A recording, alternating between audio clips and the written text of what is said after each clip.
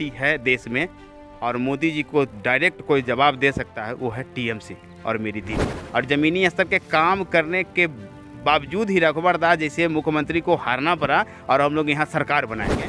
योगी जी को जवाब नहीं होगा देने का, जो गंगा में लहास तैरते हैं। और बंगाल में प्रचंड जीत के बाद अब टीएमसी यानी तृणमूल कांग्रेस झारखंड में भी अपना लक आजमाना शुरू कर चुकी है। हालांकि पिछले ही विधानसभा चुनाव में भी टीएमसी ने यहाँ चुनाव लड़ा है और चुनाव लड़ने के बाद इसका जो प्रदर्शन रहा मोटा मोटी ठीक रहा है। हमारे साथ है टीएमसी के नेता राजेश पांडे। हम उनसे बात करेंगे और जानेंगे कि आखिर में झारखंड में टीएमसी कहाँ पे है और साथ ही टीएमसी का विस्तार के लिए टीम किस तरह से काम कर रही है। राजेश जी हमारे साथ है।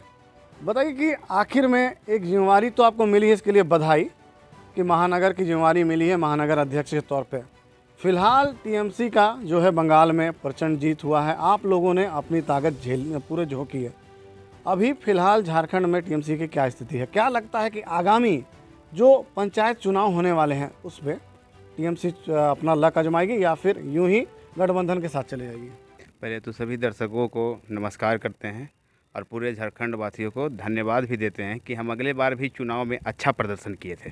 संगठन कमज़ोर होते हुए भी 25 सीट पे हम लोग चुनाव लड़े और सभी जगह कहीं दूसरे कहीं तीसरे स्थान पे, और वोट का रेशियो भी अच्छा रहा। पहला चुनाव था इसलिए उतना एक्सपीरियंस मेरे पास नहीं था, मगर चुनाव लड़ने के बाद एक मेरे पास जो दायित्व मिला है महानगर का, हम अपने टीम पूरे तैयार कर चुके हैं। कोरोना काल के चलते ये विस्तार नहीं हो रहा है और बीच में भी 2 महीने हम लोग बंगाल चुनाव में रहे और बंगाल चुनाव जीत के आए हैं, बड़ी उत्साहित हैं और उम्मीदतः 2024 में हम लोग उस मुकाम पे पहुंचने वाले हैं। जनता का आशीर्वाद लगता हम लोगों के साथ है, क्योंकि हम लोग जो पॉलिटिक्स करते हैं हिंदू मुसलमान का पॉलिटिक्स नहीं करते हैं, क्योंकि ये ऐसा पोस्ट होता है और ऐसा गरिमा होता है। यदि कोई मुख्यमंत्री बनते हैं तो शपथ लेते हैं और शपथ में बोलते हैं कि मेरे लिए सभी लोग सामान्य हैं। इसलिए हम लोग धर्म का पॉलिटिक्स नहीं करते हैं। हम लोग ना हिंदू मुस्लिम, मेरे लिए सभी लोग बराबर हैं। जितना हिंदू को सम्मान मिलता है उतनी मुस्लिम को सम्मान मिलता है, उतनी क्रिश्चियन को मिलता है, उतनी सिख को। इसी को देखते हुए अभी आप देख सकते हैं बंगाल की चुनाव को। बंगाल चुनाव हम लोग इस तरीके से जीते हैं, लोग देश बोलने लगे हैं, देश ये बोलने लगे हैं कि आज कोई सबसे मजबूत पार्टी है देश में और मोदी जी को डायरेक्ट कोई जवाब दे सकता है, वो है टीएमसी और मेरी दीदी। और आने वाला समय 2024 भी दिखाएंगे। हम लोग बोलते नहीं हैं, हम लोग जुमला तो बोलने वाले आदमी नहीं हैं। हम लोग क्या लगता है राजेश जी कि बंगाल का जो मॉडल है वो झारखंड में फिट होगा? एकदम फिट होगा। बंगाल का मॉडल इसलिए यहाँ फिट होगा कि यहाँ के भी लोग आदिवासी जनजाति लोग हैं जो आज भी गरीबी रेखा में नीचे लोग जी रहे हैं। इतना संसाधन होने के बाद भी लोग दिक्कत महसूस कर, हालांकि झारखंड सरकार काम निरंतर अच्छे कर रहे हैं और प्रयास किया जा रहा है। हम लोग भी प्रयास रहेगा कि उनके साथ मिल के जहाँ तक विकास का काम हो हम लोग उनको सहयोग करेंगे और आने वाला समय ऊपर नेतृत्व जो आदेश देती है हम लोगों का, उसी अनुसार हम लोग काम करेंगे। आने वाला पंचायत चुनाव होगा, यदि ऊपर का आदेश होगा कि हम लोगों को चुनाव लड़ना है तो उसके अनुसार मेरा तैयारी है। यदि ऊपर का आदेश होगा कि नहीं हम लोग गठबंधन के साथ रह के चुनाव लड़े, उसके लिए भी हम लोग स्वीकार करेंगे। ऊपर का नेतृत्व जो हम लोगों का आदेश देगा वही हम लोग करेंगे। ज़रूरत है। फिलहाल देश में एक मुद्दा चल रहा है महंगाई, पेट्रोल डीजल हो या फिर अन्य खाद्य पदार्थ लगातार जो है आसमान छू रहे हैं। कांग्रेस लगातार जो है बीजेपी को, केंद्र की सरकार को घेर रही है। बीजेपी हालांकि महंगाई के मुद्दे पर शांत है। झारखंड मुक्ति मोर्चा भी हमलावर दिखाई पड़ रही है, यहाँ तक कि उसकी सहयोगी पार्टी जो है आरजेडी भी।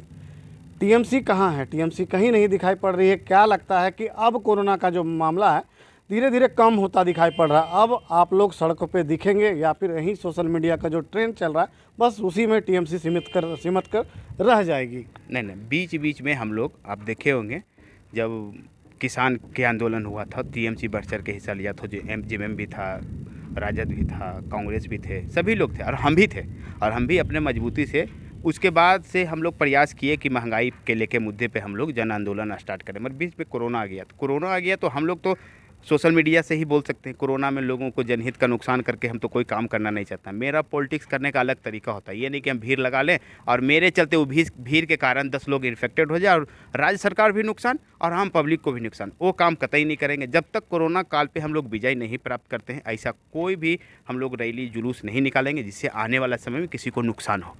और रह गई महंगाई के बाद, महंगाई के मुद्दे पर भी हम लोग एक यहाँ किए हैं पुतला दहन, पर हम लोग कम लोग से किए थे, 10 लोग 5 लोगों से। घेरिएगा सरकार को, अब जो है मामला जो है ठंडा गया है, कोरोना का घेरना है या फिर ऐसे ही चलेगा? नहीं, सरकार तो घिरा हुआ है, सरकार तो घिर चुका है।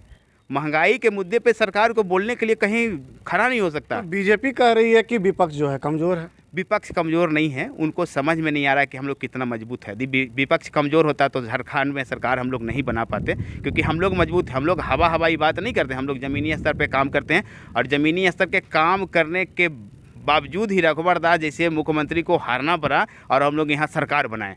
तो हम लोग बड़ा बोली नहीं बोलते हैं, हम लोग जो अपना काम है वो काम करते रहते हैं। लोगों के बीच जाना है और लोगों को समझाना है, क्योंकि लोगों को समझाना क्या, खुद समझ गए लोग। क्योंकि जो 200 रुपये किलो सरसों तेल खरीद रहे हैं, 185 रुपये रिफाइन, हर चीज़ महंगा है। चीनी है, गुड़ है, सरसों तेल है, दाल है, आटा है, सभी चीज़ महंगा हो गया। आप देखिए जो 22 रुपये का चावल लोग 30 रुपये खरीद रहे हैं, तो महंगाई तो आसमान पे है। इस पर हम लोग घेर रहे हैं और इस पर बात भी कर रहे हैं। और आने वाला समय थोड़ा सा कोरोना ठीक होने दीजिए, क्योंकि थर्ड वे का जो लक्षण आ रहा है या दिख रहा है, ये शांत होती है, हम लोग रोड पे उतरेंगे और जन आंदोलन हर ब्लॉक स्तर पे काम करेंगे और उनको बताएंगे कि हम लोग कितना मजबूत हैं। और जानना चाह रहे हैं कि आखिर में जो रोजगार का मुद्दा चल रहा है फिलहाल राज्य में, आप लोग खड़े हो जाते हैं राज्य सरकार के साथ, लेकिन केंद्र को जो है लगातार जो है आप लोग क्रिटिसाइज करते हैं, कहते हैं कि नौकरी नहीं मिली, नौकरी नहीं मिली। राज्य सरकार जो है, आप राज्य सरकार के बारे में कुछ कहते ही नहीं है, चुप्पी साधे हुए हैं। जब आता है मामला तो आप कहते हैं कि यह सरकार हमारी है, हमारे साथ, हम उनके इस सरकार के साथ चल रहे हैं। नहीं, हम लोग इससे पहले भी हम लोगों से बात हुई है। राज्य सरकार यदि बेरोजगारी के मुद्दे पे भी बोलना होगा तो राज्य सरकार को भी बोलेंगे कि जब तक बेरोजगारी दूर नहीं होगी तब तक आप विकास नहीं कर सकते हैं, क्योंकि बेरोजगारी की संख्या बढ़ गई। हम लोगों का जेएमएम का एक एजेंडा भी हुआ करता था, बेरोजगारी भत्ता, इस पर भी बातचीत हुआ है और उम्मीदता हो सकता है 1-2 महीने के अंदर बेरोजगारी भत्ता जो मिलने का बात है वो भी मिलेगा। क्या लगता है कि जो हिंदू मुस्लिम का जो एजेंडा है, जो लगातार जो है बीजेपी चला रही, इस एजेंडे पे यूपी चुनाव है, यूपी चुनाव के अलावा अन्य 5 राज्यों में भी चुनाव होने हैं, क्या लगता है बीजेपी कारगर साबित होगी या फिर से बंगाल का ही जो हाल बंगाल में हुआ वही जो है अन्य राज्यों में भी देखने को मिलेगा? देखिए, हम लोग तो कभी ना हिंदू मुस्लिम किए ही नहीं, हम लोग विचारधारा भी हिंदू मुस्लिम का नहीं है। हम लोग सभी लोगों को लेकर चलने वाले विचारधारा रखते हैं। और रह गई यूपी की बात, तो यूपी में भी हिंदू मुस्लिम नहीं चलेगा, विकास चलेगा, महंगाई चलेगा, बेरोजगारी चलेगा, कोरोना में जो मौत हुई है, गंगा में लहास तैरी है, उस पर बात होगा। हम लोग हिंदू मुसलमान पे बात नहीं करेंगे और विकास पे बात करेंगे। योगी जी को जवाब नहीं होगा देने का, जो गंगा में लहास तैरते हैं और जो गड़ा गया है बालू में, आज भी लहास दिखता है। तो हम इस मुद्दे पर चुनाव लड़ेंगे, ना कि हिंदू मुसलमान पे चुनाव लड़ेंगे। उनका एजेंडा हिंदू मुसलमान, हम लोग का एजेंडा हिंदू मुसलमान है। हम लोग का एजेंडा विकास है, हम लोगों का एजेंडा महंगाई है, हम लोगों का एजेंडा बेरोजगारी है। आप देख लीजिए बेरोजगारी का स्तर। यदि आप झारखंड की बात करते हैं तो क्या यूपी में बेरोजगारी नहीं हुआ होगा? बड़ी राज्य है, 20 करोड़ आबादी है, तो झारखंड से ज़्यादा है। तो इस मुद्दे पर हम बात करेंगे। और केंद्र सरकार जो नीति थी 2 करोड़ नौकरी का, 7 साल में 14 करोड़ बेरोजगार करके बैठा दिए, ये नीति अच्छा है क्या? अब बताइए। अच्छा, कोरोना काल में टीएमसी कहाँ थी, आखिर में क्या कुछ उपलब्धियाँ रही है टीएमसी के खेमे पर? देखिए, हम लोग सभी एरिया में जितना बन पाया हम लोगों से उतना किए। हम लोग फ़ोटो के माध्यम से लोगों को नहीं बताते हैं कि 5 किलो चावल किसी को दें और